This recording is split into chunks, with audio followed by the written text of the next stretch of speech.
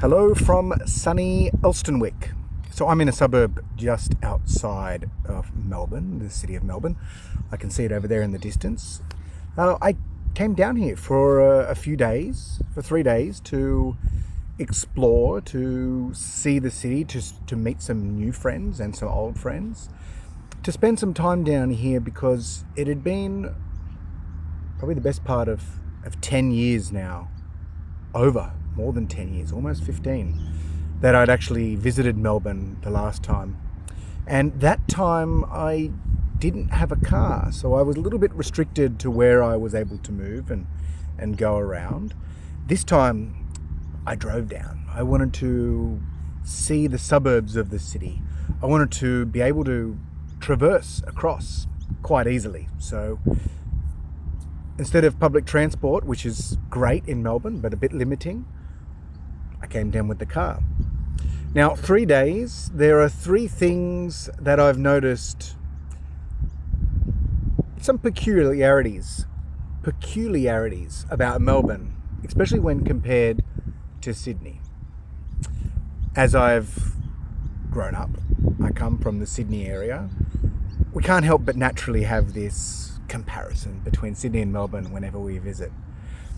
So I'm not an expert, I'm definitely no expert on Melbourne, but there's 3 things I've noticed in the last 3 days that I would like to share with you.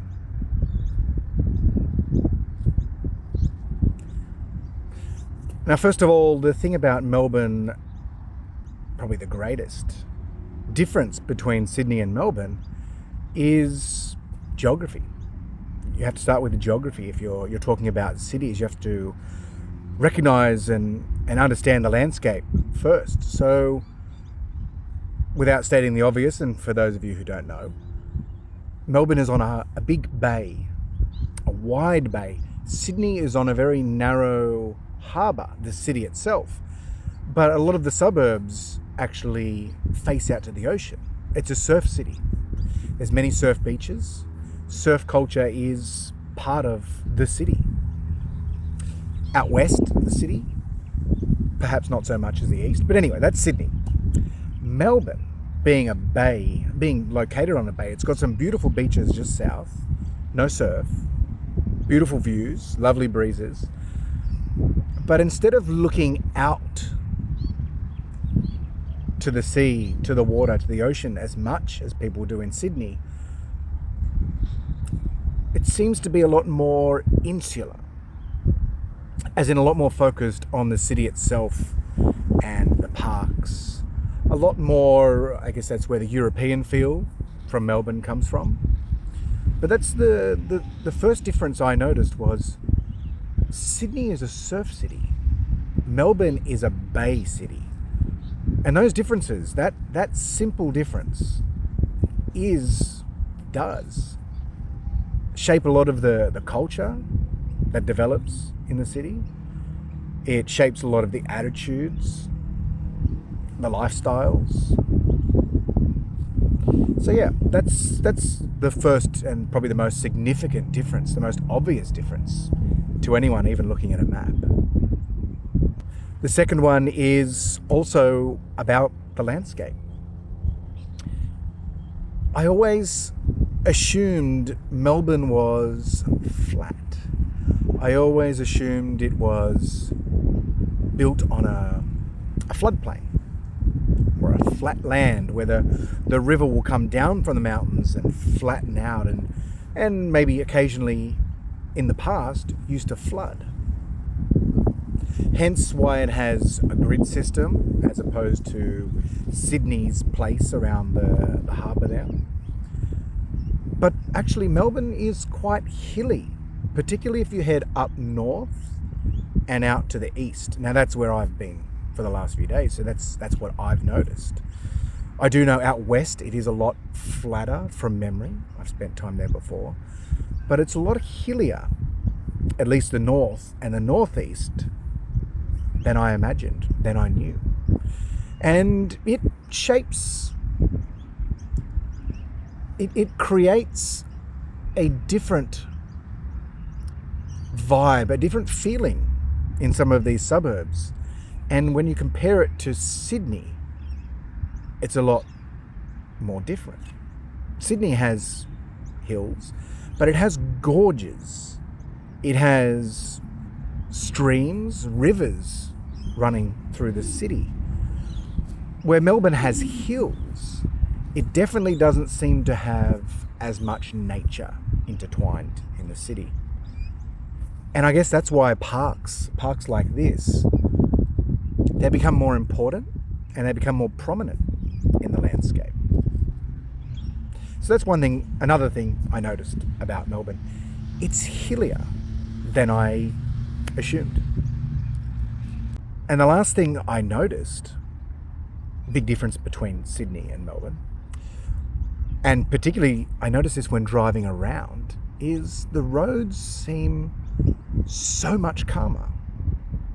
The drivers seem so much more courteous, so much more willing to allow you to go through. In fact, so much so that it seems as though they're almost scared to make a mistake, or they're hesitant because they don't want to put a foot wrong. Now, maybe I'm reading a little bit too much into that, but I noticed that the drivers here are very hesitant. They're also very courteous, and there seems to be less road rage here. I have been told by friends of mine who live just south of the city here that that's definitely not true.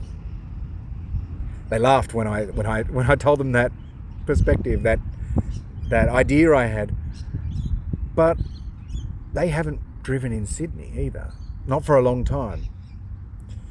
So they think that traffic in Melbourne, that drivers in Melbourne are very aggressive, but compared to what I know of back in Sydney, the experiences I've had there, the roads here have been, although they can be challenging to get around, the way they're laid out and a little bit complex in some areas, especially when you include the trams, but it seems to be a bit more chill. The roads here seem to be a bit more relaxed. The drivers seem to be more relaxed. Where Sydney is very much go, go, go, go, go, go. It's like there's someone behind you. You have this constant feel that you have to keep moving. In Melbourne, I feel as though in the traffic that I'm able to go my own pace in a way. And that's nice. I like that. Now, these are just 3 things I've noticed in 3 days. There's many more things that I could share with you, but these are just the most obvious things that stand out for me, I guess, that are worth sharing and that really don't require much more insight than that. There's also a lot of dogs in Melbourne, which is quite nice. There's a guy behind me. He's found a stick or something. But there seems to be... there's a lot of dogs in Sydney too. So I wouldn't say that's a big difference between Sydney and Melbourne. Anyway, that's Melbourne. There are many other things I could say, but that's 3 things in 3 days that have become particularly obvious to me, at least, with my relatively fresh eyes in Melbourne.